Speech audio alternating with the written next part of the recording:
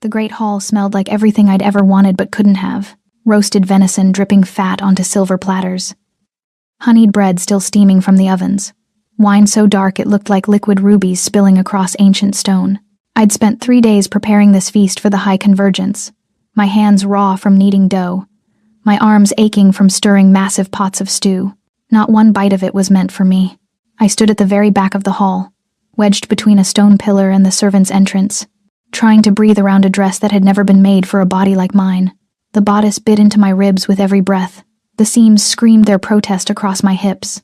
When the seamstress had handed it to me, she'd said it with a smile that wasn't really a smile at all. "It'll have to do for someone like you. Someone like me. Fat. Soft. An omega whose curves were supposed to be delicate, not excessive." In a world where strength meant being lean and lethal, I was neither. The convergence happened every 5 years in the Varen heartlands. Unmated wolves from every territory gathered to let fate work through scent and instinct. For the beautiful ones, it was a festival.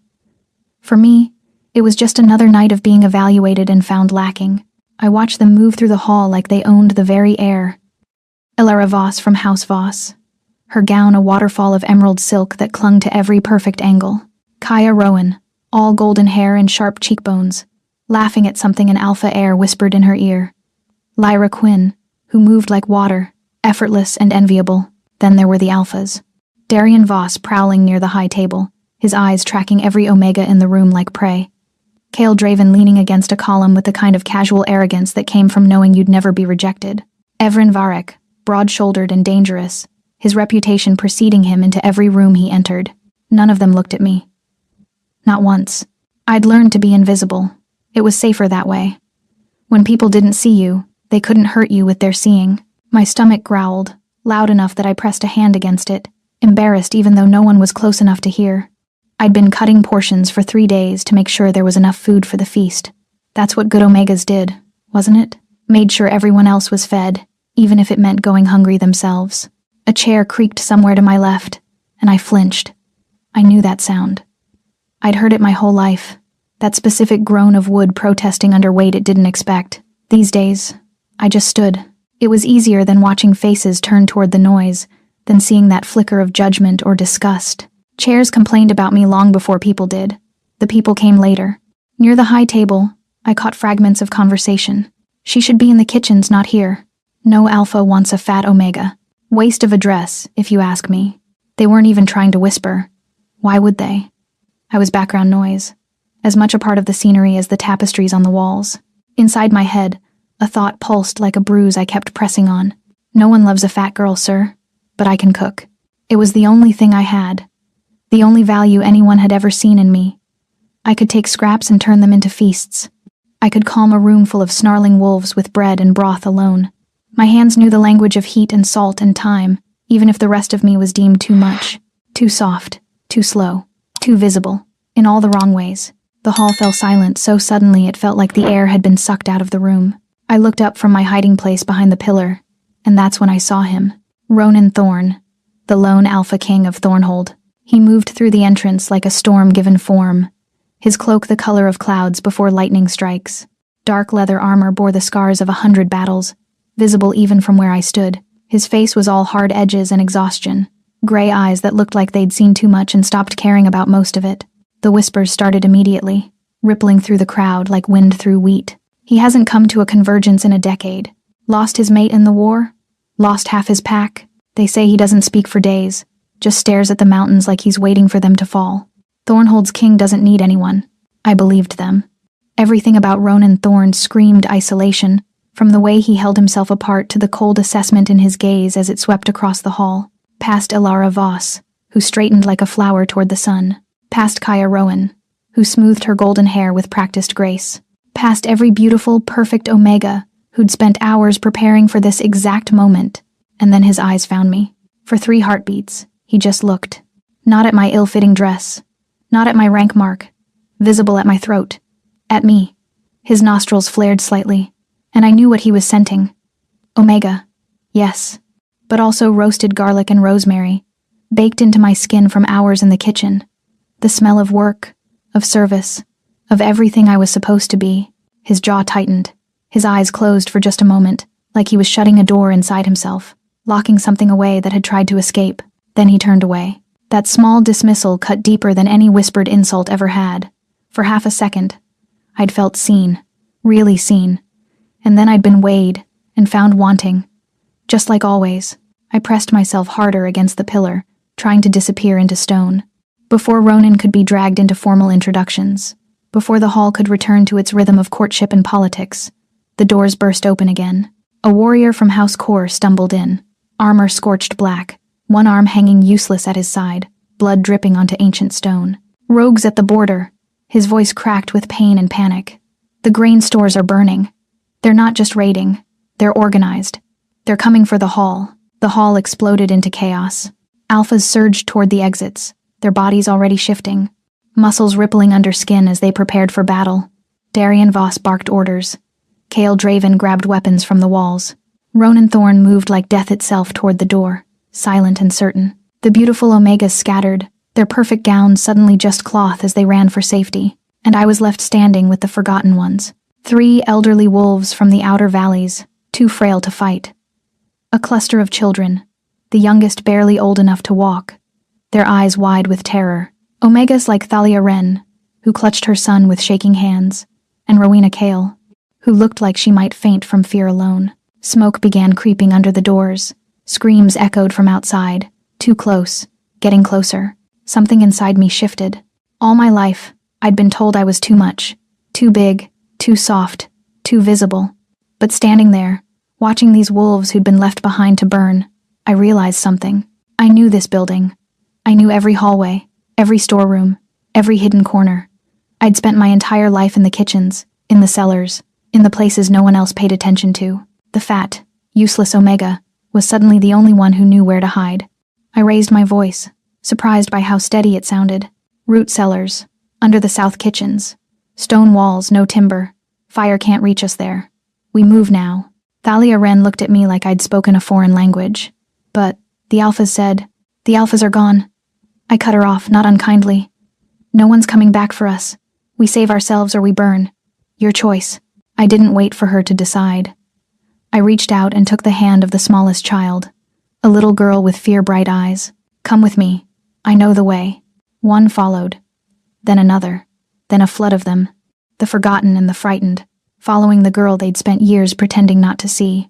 I led them through smoke-filled corridors, my knowledge of every shortcut and servant's passage turning survival into certainty, down narrow stairs that smelled like earth and cold, through the kitchen that was my domain, past overturned pots and spilled oil, into the root cellars with their thick stone walls and heavy doors. I counted heads, made sure everyone was inside. A grandmother who'd called me too big for my own good last week now gripped my hand in thanks. Children pressed against my legs, finding comfort in softness instead of strength. When the last of them was safe, I pulled the heavy door closed from the outside. Rowena Kale's voice came through, muffled by stone. Illyra, what are you doing? Someone has to make sure the fires don't spread to the food stores. I called back. If we survive tonight, we'll need to eat tomorrow. It was a reasonable lie, almost believable. The truth was simpler and more complicated. I'd spent my whole life being told I was only good for one thing. I'd spent years building my worth in kitchens and larders, in knowing which herbs stopped infection and which roots could feed a crowd.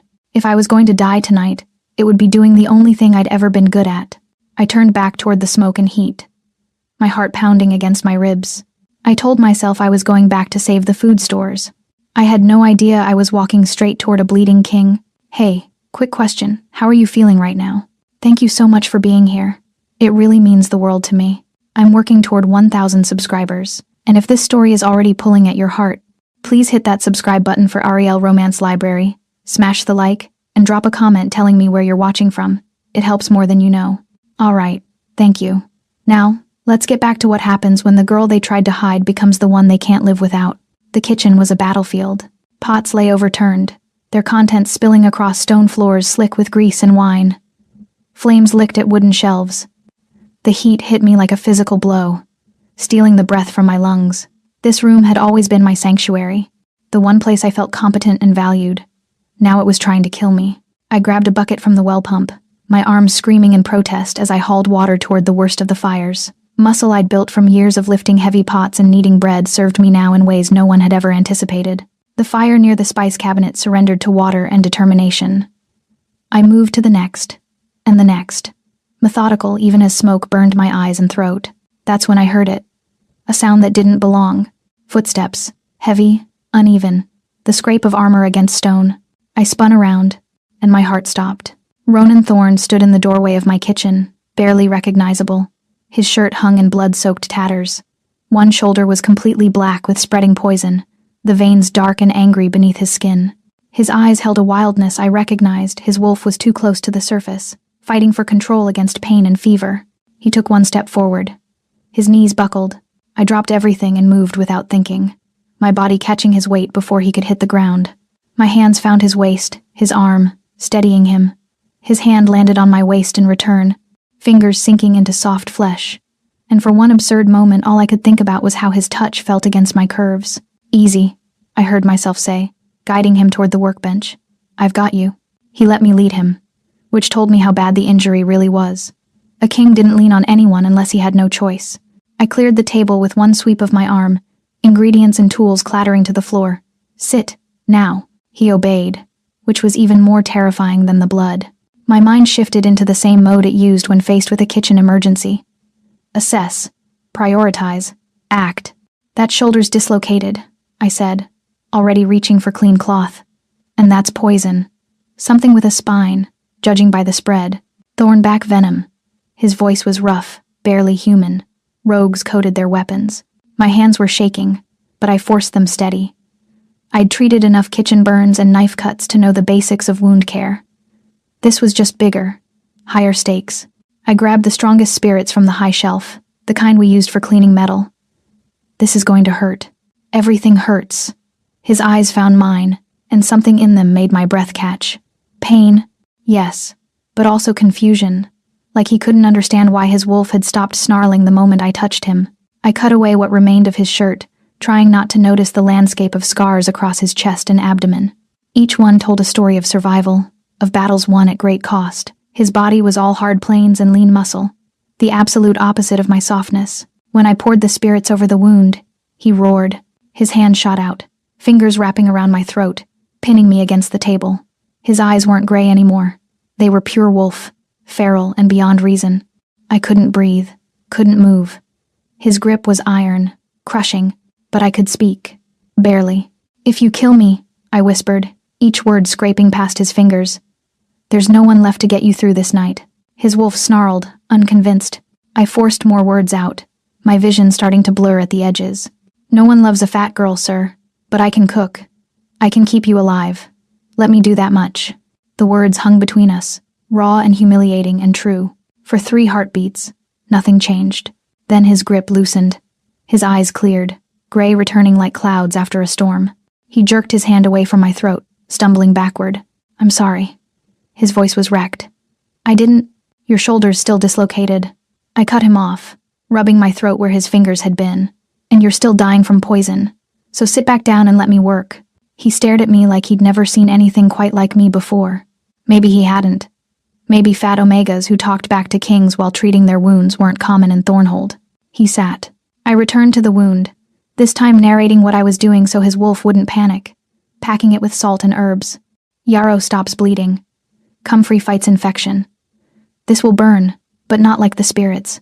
He gritted his teeth but didn't make a sound. Now, the shoulder. I moved to stand in front of him, between his knees. On 3. 1. I snapped it back into place on 1. His roar shook dust from the rafters, but when it faded, his breathing eased. The joint sat properly again. You said 3, he growled. I lied. You would have tensed up. I bound his ribs with steady hands, acutely aware of how close we were, how my body kept brushing against his as I worked. Do you trust anyone in Thornhold? Someone who can watch you tonight? Why?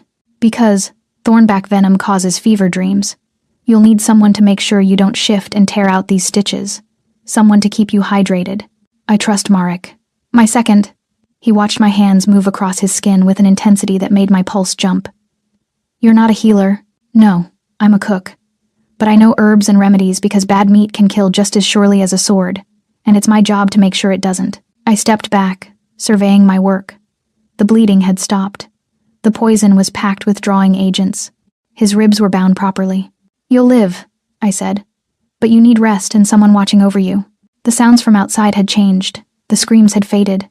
Orders were being shouted in the distance, organized and controlled. Ronan stood, slower than he'd probably like, favoring his injured side. "The cellars." "Where did you hide them?" "Root cellars beneath the south kitchen. Stone walls, thick doors. They're safe." He nodded once, something like approval in his eyes. Then he raised his voice, calling for warriors who'd begun filtering back into the hall. Merrick Voss appeared, a beta with kind eyes and blood on his knuckles. Others followed. Ronan gave clipped orders about securing the perimeter, counting casualties, checking the hidden refugees. When someone I didn't catch who made a sneering comment about the fat Omega, Ronan's head snapped around so fast I heard his neck crack. "That Omega saved 24 lives tonight while you were busy dying outside. Show respect or get out of my sight." The silence was deafening. Ronan's gaze found mine one last time before he left with his warriors. "Thank you." 2 words. Simple, sincere. I nodded, not trusting my voice. When they were gone, I sank down onto the floor among the spilled ingredients and puddles of water from my firefighting, my whole body shaking with delayed fear and exhaustion. I'd saved a king's life tonight. I'd put my hands on royalty, ordered him around, lied to him to set his shoulder, and he'd thanked me. The days after the attack blurred together. Bodies were counted, funerals were held. The pack buried their dead and tried to rebuild what had burned. I returned to the kitchens, expecting to fade back into the background where I belonged. 4 days after the attack, a messenger arrived. He wore the colors of Thornhold Storm Grey and Deep Blue, and carried a sealed letter marked with a sigil I recognized from Ronan's armor. A thorn bush, twisted and sharp. The pack's beta intercepted it, looking offended that a messenger would ask for someone like me by name. "Alira Fairchild," the messenger repeated. "Private correspondence from His Majesty, King Ronan Thorn of Thornhold." Every eye in the room turned to watch as he handed me the letter. My hands trembled as I broke the seal. The handwriting was sharp, controlled, each letter precisely formed. "Alira Fairchild. Thornhold has need of a private cook. Room, board, and wages above Southern standard. The mountain climate is harsh, the work demanding, but your skills would be valued. You kept a king breathing when most would have let him bleed. I would see what else you can do. A carriage will be sent if you accept. Ronan Thorn." I read it 3 times, certain I'd misunderstood. The beta snatched it from my hands, his face darkening as he scanned the words. "This is irregular. You're not trained for court service." "It doesn't say court service." I took the letter back, carefully. "It says private cook." "No one turns down an offer from Thornhold," someone murmured behind me. But they said it like a threat, not an opportunity. That night, I lay in my small room above the kitchens and stared at the ceiling. Stay here, where I was invisible at best, and humiliated at worst. Or go to Thornhold, to serve the man who'd looked at me like I was sin and salvation in the same breath, who'd nearly killed me and then thanked me in the same hour. The choice should have been simple. It terrified me how easy it actually was. 3 days later, I stood in the courtyard with a single bag of belongings, waiting for the carriage that would take me north, to the mountains, to Thornhold, to whatever came next. The journey north took 5 days. I traveled with Marek Voss, Ronan's second, who drove the carriage with steady competence and didn't seem bothered by my presence. He was a beta with a kind face and clever eyes, the sort of wolf who watched everything and judged little. On the second day, he finally spoke beyond basic pleasantries. "The king doesn't usually bring new staff to Thornhold," he said, his breath fogging in the increasingly cold air. "Especially not for private service." "Then why did he?" Merrick glanced at me, something unreadable in his expression. "I've served Ronan Thorn for 8 years, since before the war that took his mate and half our pack. I've watched him become a ghost in his own castle, going through the motions of leadership without ever really living." He paused, adjusting the reins.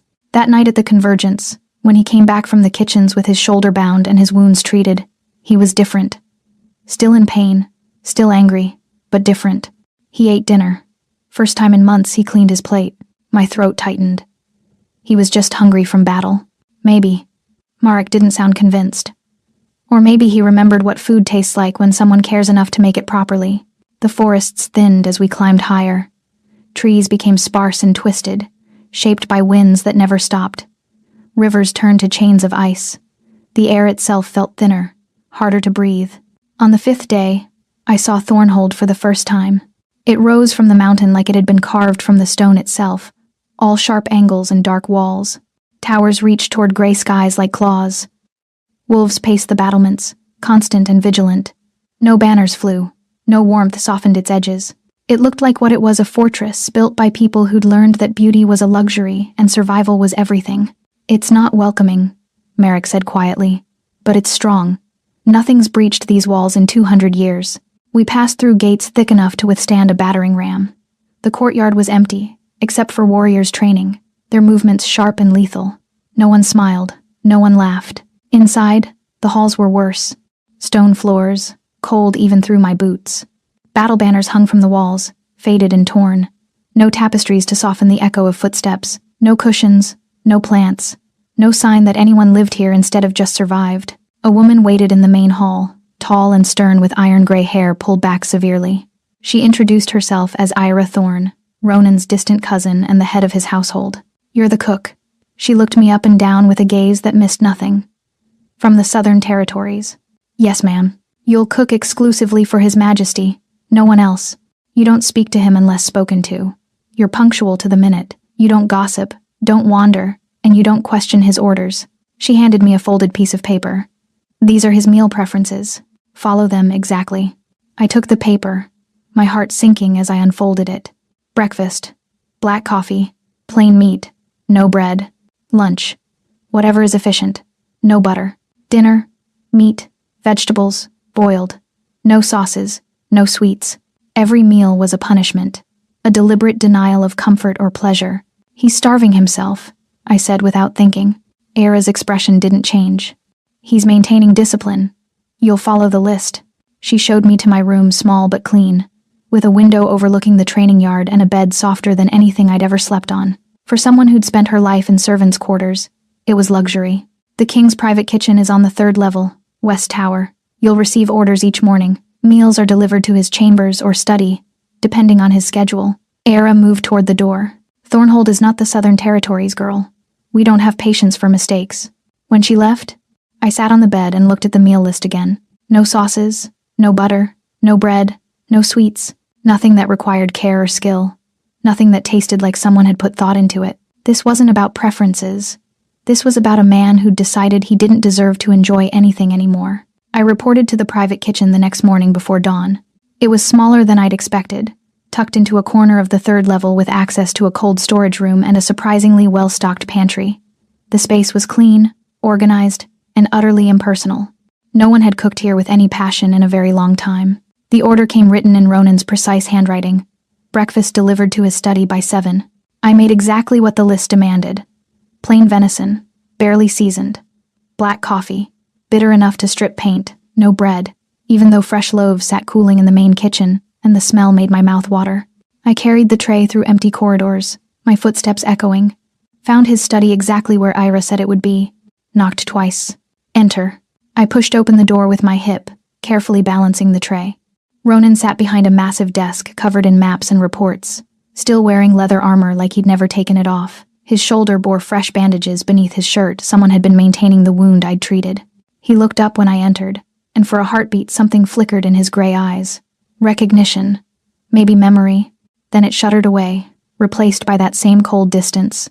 I set the tray down on the corner of his desk, acutely aware of how close we were, how the morning light caught the silver in his dark hair. "Thank you."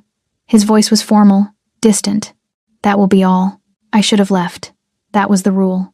Don't speak unless spoken to." But my hands were trembling, and I couldn't tell if it was from nerves or anger or the way his gaze had just flicked over my body quick, almost guilty before looking away. "Is everything to your satisfaction, Your Majesty?" "It's adequate." Adequate. The word settled in my chest like a stone. I curtsied, because that seemed like what I was supposed to do, and left before I could say something that would get me dismissed. Back in the private kitchen, I stared at tomorrow's list. Same meal, same denial, same punishment disguised as preference. I'd traveled 5 days through freezing mountains to cook food that tasted like ash and duty. The irony wasn't lost on me. I'd spent my whole life being told I was too much. Now I was serving a man who'd decided he deserved too little. 2 weeks passed in the same pattern. I cooked joyless meals, delivered them in silence, watched him eat without pleasure or comment. At night, I lay in my comfortable room and listened to wolves howling in the mountains, wondering if I'd made a terrible mistake. The cold seeped into everything. My bones, the stone, the very air itself. On the 15th night, something inside me snapped. I'd spent my entire life being told my worth was in service, in feeding others, in making food that brought comfort and joy. And here I was, cooking meals that brought neither.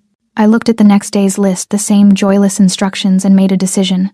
Tomorrow, I would break the rules. Not because I wanted to rebel, but because I couldn't stand watching someone starve themselves anymore. Even if that someone was a king who'd barely spoken 10 words to me since I arrived. I'd saved his life once with my hands and my courage. Maybe I could save it again with my cooking. The snow came that night, brutal and relentless. I woke to wind howling against my window, to cold seeping through the stone walls despite the fire in my hearth. When I looked outside, the world had turned white, the training yard buried under drifts that reached halfway up the courtyard walls. The wolves of Thornhold barely seemed to notice. They moved through the snow like it was nothing, their bodies built for this harsh climate in ways mine wasn't. I dressed in layers, adding a wool shawl over my usual cooking dress, and made my way to the private kitchen. Today's list sat on the counter where Ira always left it. Same meal, same punishment. I read it once, then folded it carefully and set it aside. My hands moved with purpose, pulling ingredients I'd been studying for weeks. Root vegetables from the cold storage, beef that had been hanging properly, herbs that actually had flavor, real butter, not the watered-down substitute I'd been ordered to use. I built the stew slowly, layering flavors the way my mother had taught me. Onions sweated until they turned golden and sweet, garlic that filled the kitchen with warmth. Beef seared until it developed a crust that would add richness to the broth. The scent filled the small kitchen, chasing away the cold. While the stew simmered, I made bread, dark bread with herbs and coarse salt, the kind that required kneading until your arms ached. I watched it rise near the fire. Proper yeast instead of the quick versions that saved time but sacrificed taste. By the time the stew was done, the kitchen smelled like home, like comfort, like someone actually cared about the person eating this meal. I ladled it into a bowl, placed the warm bread beside it, added a small pat of butter for the bread. Then I stared at the tray, my heart pounding. This could get me dismissed. Ira had been clear about following the list exactly, but looking at that bowl of rich stew, at the steam rising from the bread, I couldn't bring myself to care. If Ronan Thorn wanted to fire me for feeding him something that tasted good, then so be it. I carried the tray through corridors that felt slightly less cold today, maybe because of the snow outside, or maybe because of the warmth I was carrying. Found his study door, knocked. Enter. I pushed the door open, and Ronan looked up from his maps. His eyes went immediately to the tray, then narrowed. I didn't order this. No, Your Majesty. I set the tray down, my hands steadier than I felt. You didn't. I gave specific instructions. His voice had gone dangerously quiet. Plain meat, boiled vegetables, no butter. I know what you ordered. Then why? Because you look like a man who hasn't felt warm in a very long time. I interrupted, the words tumbling out before I could stop them. And it's a brutal winter night, and I'm a cook, and sometimes feeding people properly is more important than following orders. Silence stretched between us, taut as a bowstring. Sit, he finally said. Your Majesty, if I'm going to eat something I didn't ask for, you're not running away. Sit. There was only one other chair in the study, and it was on the other side of his desk. I sat, feeling like I was about to be either praised or executed and having no idea which. Ronan picked up the spoon. I watched him taste the stew, and something in my chest tightened at his expression. His eyes closed. Just for a second. His shoulders dropped half an inch, tension bleeding out of muscles that had been locked tight since I'd arrived. When he opened his eyes again, they found mine with an intensity that made my breath catch. Why soup? The question surprised me into honesty. Because you look like you've forgotten what warmth tastes like. Because I've watched you eat joyless meals for 2 weeks, and I couldn't stand it anymore. Because I'm a cook, Your Majesty, and feeding people, actually feeding them, not just keeping them alive, is the only thing I've ever been good at. He set down the spoon slowly. You disobeyed a direct order. Yes. You could be dismissed for this. I know. Then why risk it? I met his gaze, refusing to look away even though every instinct screamed at me to lower my eyes, to show submission. Because watching someone starve themselves is worse than getting fired. Something shifted in his expression. The cold distance cracked, just slightly. He picked up his spoon again and continued eating, and I realized I'd been holding my breath. We sat in silence while he finished the entire bowl. The bread disappeared too, butter and all. When the bowl was empty, he sat back in his chair, studying me with those storm-gray eyes. The stew was excellent. Thank you, Your Majesty. Ronan. The word came out rough, like he wasn't used to offering it. When we're alone, you can call me Ronan. My heart did something complicated in my chest. Ronan. His jaw tightened at the sound of his name in my voice. You'll continue cooking, but you don't need to follow that list anymore. What should I cook? Whatever you think I need. It was trust, I realized. Fragile and tentative, but trust nonetheless. I stood to take the tray, and our hands brushed as I reached for the bowl. His fingers were rough with calluses, warm from holding the ceramic. Mine were softer, flour-dusted even after washing. Neither of us pulled away immediately. The bread, he said quietly, his thumb barely brushing across my knuckles, reminded me of my mother's kitchen. Before the war, before everything turned cold, then I'll make it again. He released my hand, but slowly. Elira. Hearing my name and his voice felt dangerously intimate. Yes, thank you. 2 words again, but this time they meant something different. I carried the empty tray back to the kitchen, my hands shaking, my heart racing. I'd broken the rules and hadn't been punished. I'd fed a king, and he'd thanked me. The next morning, I found a note on my counter. For breakfast, whatever you recommend. No list, no restrictions, just trust. I made honey cakes with cream and fresh berries I'd preserved. Rich coffee with real sugar. Eggs cooked in butter with herbs. When I delivered it, he looked at the tray with something that might have been surprise. This is too much. No, Your Majesty. This is exactly enough. His eyes found mine, and I saw the question there. Was I talking about the food, or something else? I didn't answer. Just set the tray down and left before I could do something foolish, like tell him the truth. The meals changed after that. I stopped cooking punishment and started cooking care. Rich stews on cold nights, fresh bread every morning, desserts he'd never asked for but ate anyway. And slowly, over weeks that turned into a month, he started asking me to stay. Sit while I eat, he'd say, like it was nothing. So I would sit, and we'd talk. About small things at first. The weather, the quality of the mountain herbs, how different the wolves of Thornhold were from southern territories. Then deeper things. His memories of before the war, my life in kitchens, invisible to everyone except when they were hungry. The weight of being valued only for service, whether you were a king or a cook. One night, 3 weeks after the soup, I brought him dinner late. He'd been in council meetings all day and found him still at his desk, exhaustion carved into every line of his face. I set the tray down, and a bit of sauce from the roasted vegetables dripped onto my wrist. Before I could wipe it away, his hand shot out. His thumb brushed across my skin, removing the sauce with a gentleness that made my breath stop. For one impossible moment, it looked like he might lift that thumb to his mouth. Taste it. Taste me. He didn't. Instead, he pulled back, his jaw tight with something that looked like anger. But not at me. At himself. You should go, he said, his voice rough. It's late. I nodded, not trusting my voice, and left. But I could still feel the ghost of his touch on my wrist, warm and impossibly gentle. I woke to screaming. Not human screaming. Wolf screaming, the sound of rage and pain and battle all twisted together into something that made my blood run cold. I stumbled to the window, my heart already racing. The eastern wall was on fire. Shadows poured over the ramparts like a black tide, rogues moving with terrifying coordination. This wasn't a raid. This was a siege. I dressed faster than I'd ever moved in my life, my hands shaking as I laced my boots. The corridors outside my room had transformed into organized chaos, warriors running toward battle, Omegas herding children toward the lower levels, everyone moving with the grim efficiency of people who'd prepared for this nightmare. Era Thorne's voice cut through the panic. All non-combatants to the inner sanctum. Now! I followed the flow of bodies down, down, down into the heart of the mountain. The inner sanctum was a massive chamber carved from living rock, with multiple exits and supplies stored for exactly this scenario. Children cried. Elderly wolves sat with their backs against stone walls, their faces showing the weariness of people who'd survived too many battles. Omegas like Saren Vale and Amara Wynn clustered together, their fear scent sharp in the confined space. I did a quick count. Maybe 40 non-combatants, mostly vulnerable wolves. Not enough warriors left behind to protect them if the rogues breached the main defenses, but plenty of people who needed feeding, needed water, needed something to do besides sit in the dark and wait for death. The kitchens, I said to Aira, who was organizing defensive positions at the entrances. We need supplies from the main storage, food, water, bandages. She looked at me like I was insane. The kitchens are exposed. You're staying here. If this siege lasts more than a day, people will need to eat.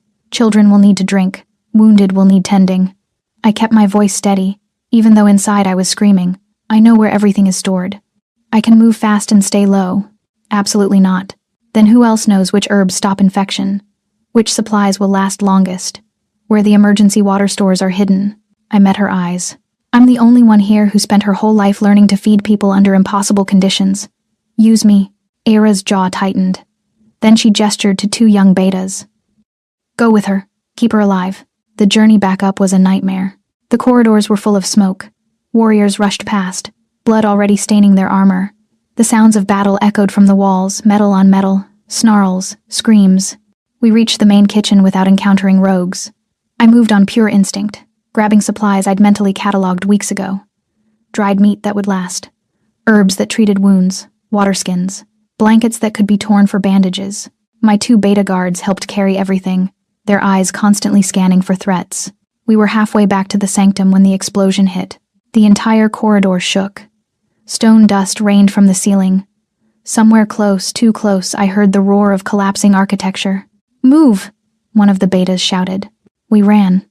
The passage ahead started to buckle, stone grinding against stone, the sound of the mountain itself groaning under stress. Through the dust and chaos, I saw him, Ronan, covered in blood that might or might not be his, fighting 3 rogues at once in a corridor that was actively collapsing. Ronan! His name tore out of my throat. His head whipped toward my voice. For 1 second, pure terror flashed across his face, not for himself, but for me being anywhere near this. The ceiling cracked. I didn't think. I dropped the supplies and ran toward him, my body moving before my brain could catch up. One of the betas grabbed my arm, but I wrenched free. He'll die. The rogues saw me coming.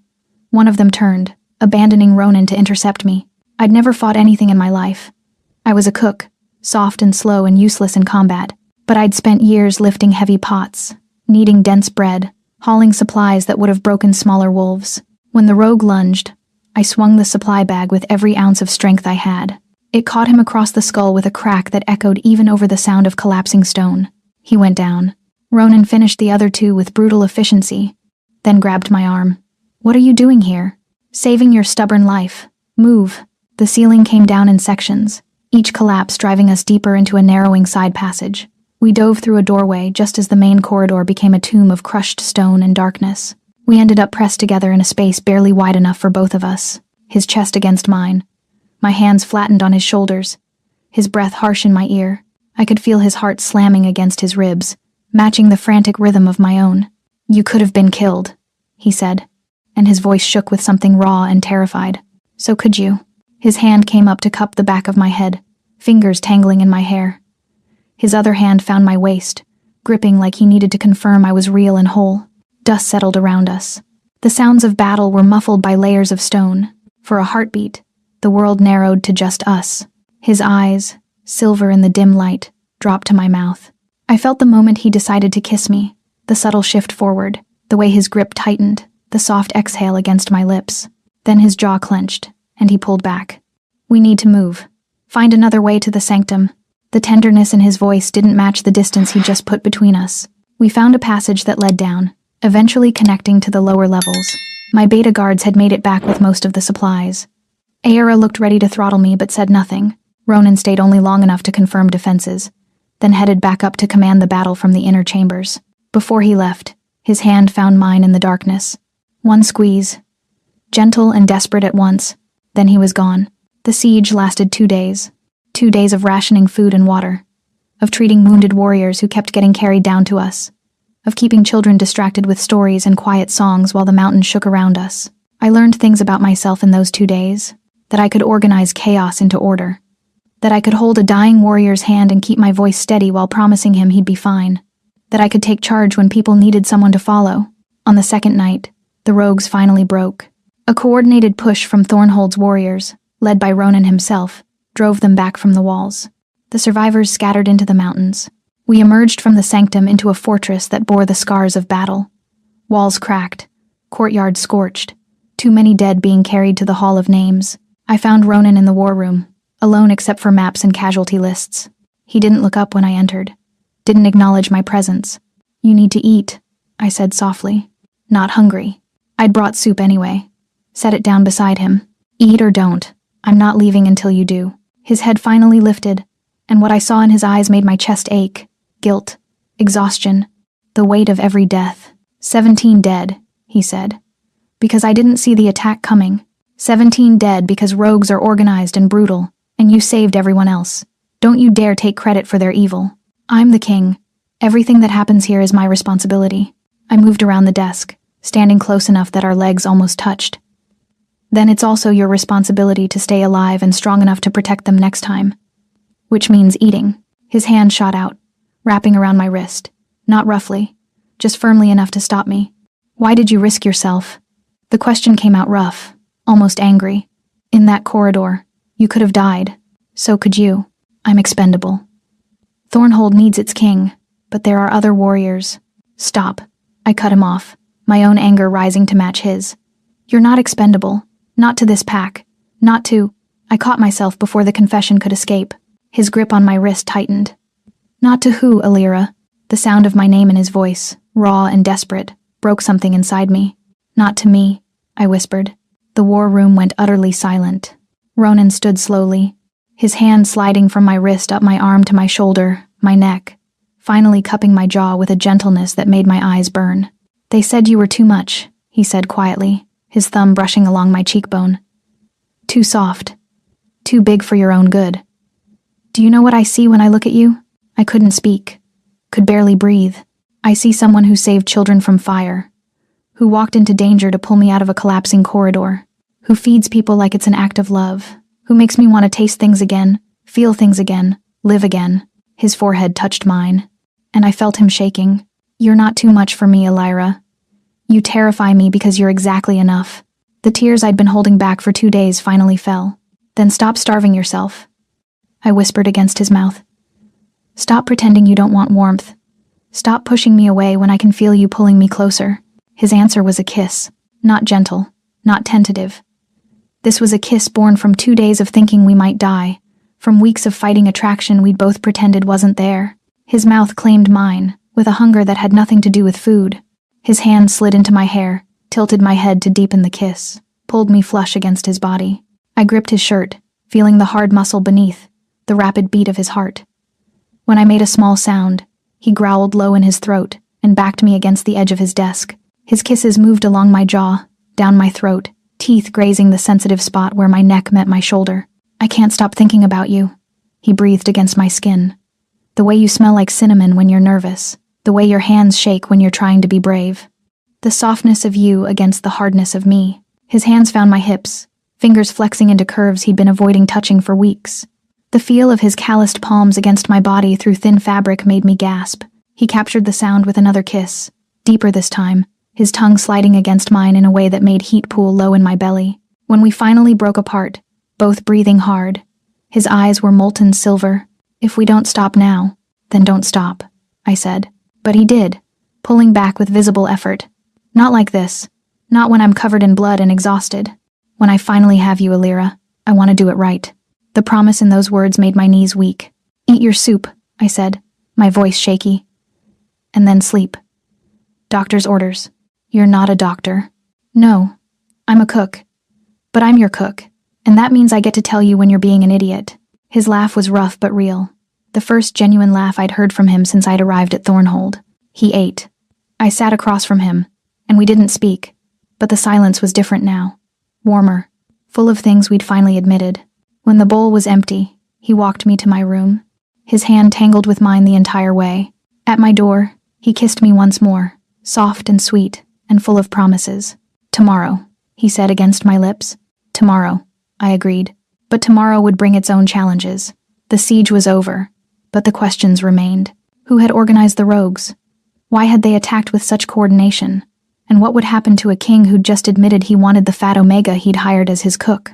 I fell asleep with the taste of him still on my lips, and hope blooming in my chest for the first time in years. Morning came too quickly and too bright. I woke to sunlight streaming through my window, to the sound of hammering as repairs began on the damaged walls. The siege was over, but its consequences were just beginning. I dressed carefully, my fingers trembling slightly as I laced my bodice. Last night felt like a dream, Ronan's hands in my hair, his mouth on mine, the words he'd spoken that had rebuilt something broken inside me. You're exactly enough. I made breakfast like an offering. Honey cakes because he'd smiled when he tasted them before. Strong coffee because he'd need it for the council meetings that would surely fill his day. Eggs with fresh herbs because they reminded him of better times. When I knocked on his study door, my heart was racing. Enter. He stood at the window, looking out over Thornhold. The morning light caught the silver in his dark hair, highlighted the fresh bruises and bandages from the battle. He turned when I entered, and the look in his eyes made my breath catch. Warm, open, like he'd stopped hiding. You cooked, he said softly. Always. I set the tray down, hyper-aware of how he moved closer, how the space between us felt charged. His hand came up to tuck a strand of hair behind my ear, fingers lingering against my neck. About last night. Your Majesty. Aera's voice cut through the moment like a knife. She stood in the doorway, her expression carefully neutral. The council is gathered. They're waiting. Ronan's jaw tightened, but he nodded. To me, quieter. We'll talk later. I curtsied and left, but not before I saw Aera's eyes follow me with calculation I didn't understand. The castle felt different today. Warriors nodded to me in hallways instead of ignoring me. Omegas in the kitchens asked my opinion on meal preparations. Even the stern Beta who managed the stores smiled when I came to gather ingredients. I should have seen it as acceptance. Instead, it felt like being watched. That evening, I was preparing dinner when Merrick found me in the private kitchen. Alira. His expression was serious. There's something you should know. The council is discussing you. My hand stilled on the knife I'd been using to chop vegetables. Why? Because Ronan hasn't hidden his regard for you. Several wolves saw you two together after the siege, and when a king shows preference, especially to someone outside the traditional ranks, people talk. I'm just his cook. We both know that's not true anymore. Merrick's voice was gentle but firm. I don't say this to scare you. I say it because you deserve to know what you're walking into. Some on the council see you as a positive influence he's eating again, engaging more. Others see you as a distraction. Or worse, an embarrassment. The word hit, like a physical blow. Because I'm fat. Because you're different. Because you weren't chosen through traditional channels. Because change scares people, even good change. He squeezed my shoulder. Ronan knows this. He's prepared to fight for what he wants. The question is, are you? After he left, I stood in the kitchen I'd come to love, surrounded by the smells of dinner I'd carefully prepared, and asked myself the question I'd been avoiding. What did I want? Not survival, not just acceptance. I wanted the impossible thing I'd been told my whole life wasn't meant for girls like me. I wanted to be loved, chosen, valued for more than what I could provide. I wanted Ronan. The realization should have terrified me. Instead, it felt like clarity. When I brought his dinner that evening, council members were still with him. I recognized them from meals I'd served Donovan Reese, Catherine Merrick, Lucien Voss. They fell silent when I entered. Gentlemen, lady. Ronan's voice held an edge I hadn't heard before. I believe we're done here. They left, but not before Catherine gave me a look that was hard to interpret. Not cruel, exactly. Curious. When we were alone, Ronan sagged slightly, exhaustion clear in every line of his body. Rough meeting? I asked, setting down his food. They want me to make a formal choice about my future, about whether I'll take a mate. My heart stopped. And what did you tell them? He looked at me for a long moment. That I already have. The room tilted. Alira. He was in front of me suddenly, hands framing my face. I need you to understand something. If I claim you publicly, your life changes. You'll face scrutiny, judgment, maybe even danger. Some wolves won't accept an Omega cook becoming anything more. I can protect you, but I can't shield you from everything. Are you asking my permission or warning me away? Both. Neither. His laugh was rough. I'm telling you that I want you beside me, at my table, in my life, not hidden in kitchens, not dismissed as staff, as my equal, my partner, my mate. Tears burned behind my eyes. They'll say I'm not good enough, that I'm too fat, too low-ranking, too... Let them say it. His voice turned fierce. Let them say whatever they want. I'll spend the rest of my life proving them wrong. He kissed me then, soft and deep, and full of promises. When we broke apart, I was crying and laughing at the same time. Is that a yes? He asked, his thumb wiping away my tears. That's a yes to everything. To you, to this, to whatever comes next. Even if it means sitting beside me at formal dinners? Even then, Even if it means dealing with stuffy council members who'll question your every decision. Especially then. His grin was devastating. Even if it means I'll expect you to cook for me for the rest of our lives. That's not a burden, Ronan. That's a gift. We spent the evening eating together, talking about futures we'd both thought were impossible. He fed me bites from his plate, and I realized this was its own kind of intimacy, sharing food, sharing space, sharing dreams. When it grew late, he walked me to my room again. At the door, he pulled me close, forehead against mine. Tomorrow, I make the announcement to the full court. Everyone will know. Are you ready? No, I admitted, but I'm doing it anyway. His kiss was full of pride and want and the kind of tenderness that made my chest ache. Sleep well, my brave Omega. Sleep well, my stubborn king. I fell asleep smiling, knowing that tomorrow would change everything. And for the first time in my life, I wasn't afraid of change. The Great Hall of Thornhold had never been built for celebrations. It was built for strategy, for war councils, for the grim business of survival. The stone walls absorbed sound instead of amplifying it. The high ceiling made everything feel cold and distant. Today, it was filled to capacity. Ronan had called a formal assembly something that hadn't happened in years. Every ranking wolf in Thornhold was present. Warriors lined the walls. Council members sat at the high table. Even wolves from the outer territories had been summoned. I stood in the doorway to the kitchens, hidden in the shadows, my heart trying to beat its way out of my chest. Marek appeared beside me, his presence steady and calming. He's waiting for you. I can't do this. Yes, you can. You've done harder things. You've faced fire and siege and a king's broken heart. You can face a room full of wolves. I smoothed my dress, the nicest one I owned. Deep blue wool that actually fit properly. Ira had brought it to my room this morning with a note. For court. R. What if they reject me? Reject us? Then they'll have to answer to their king. But Alira? Marek smiled. Most of them already respect you. They just don't know it yet. The herald's voice rang out.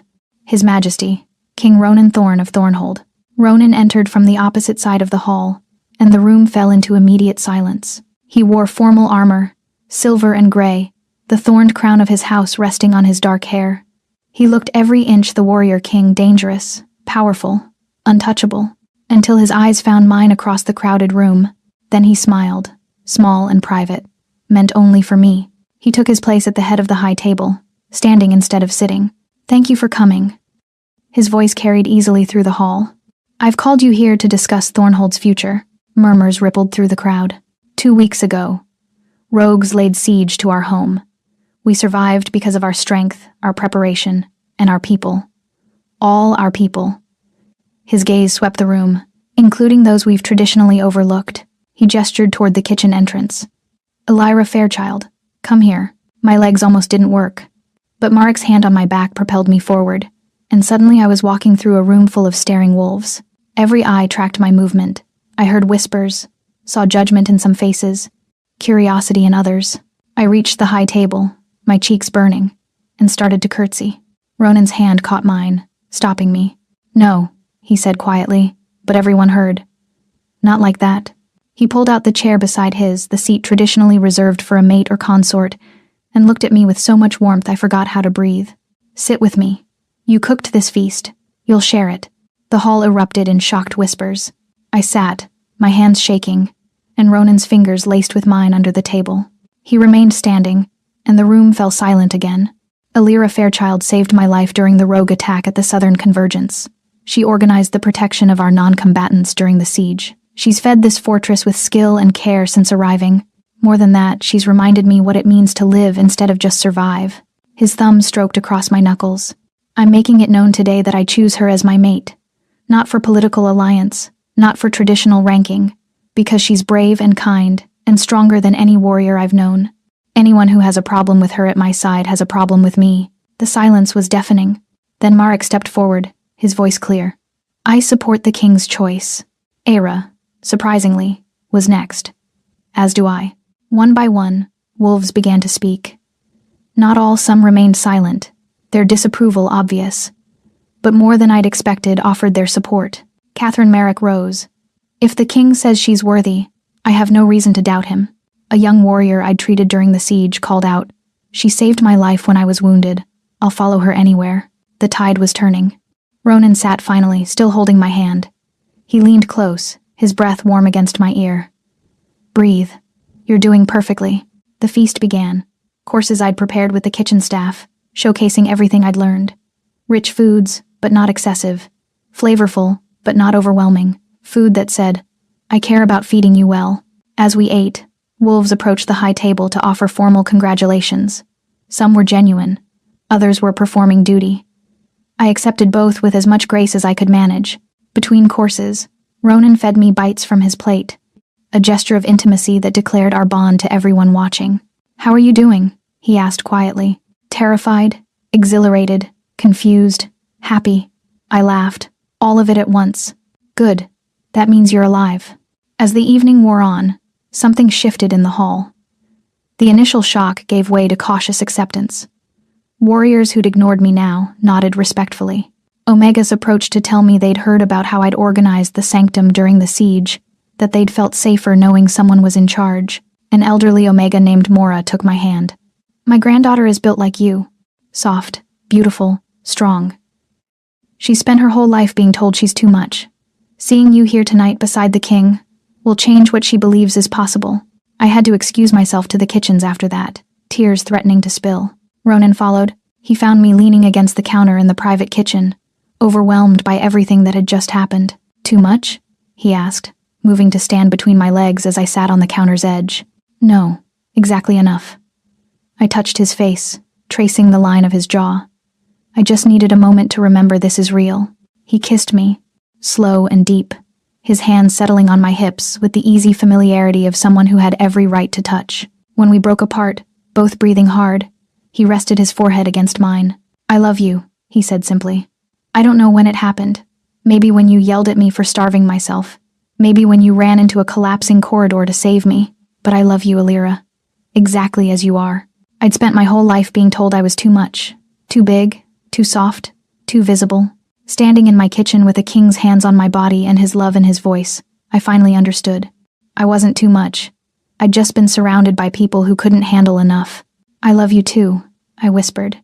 Even when you're being a stubborn, self-denying, impossible alpha king. His laugh rumbled through both of us. We should go back. In a minute.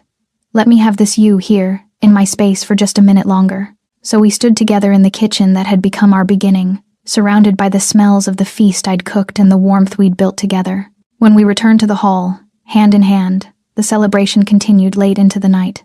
I sat beside the King of Thornhold, no longer invisible, no longer too much. Just enough. Exactly enough. Finally enough. Weeks later, after the repairs were complete and Thornhold had settled into a new normal, I found Ronan in the kitchen late one night. He'd started joining me there sometimes, watching me work, occasionally helping with simple tasks, his presence making everything feel warmer. Tonight, he stood at the counter with a bowl of the stew I'd first made for him, the one that had started everything. Still your favorite? I asked, leaning against his side. Always. He fed me a spoonful, and I tasted the warmth, the care, the love I'd poured into it. Do you remember what I said that night at the Convergence? I asked. What I thought when you looked at me and then looked away? Tell me, I thought. No one loves a fat girl, sir, but I can cook. I smiled at the memory of who I'd been. I was wrong about the first part.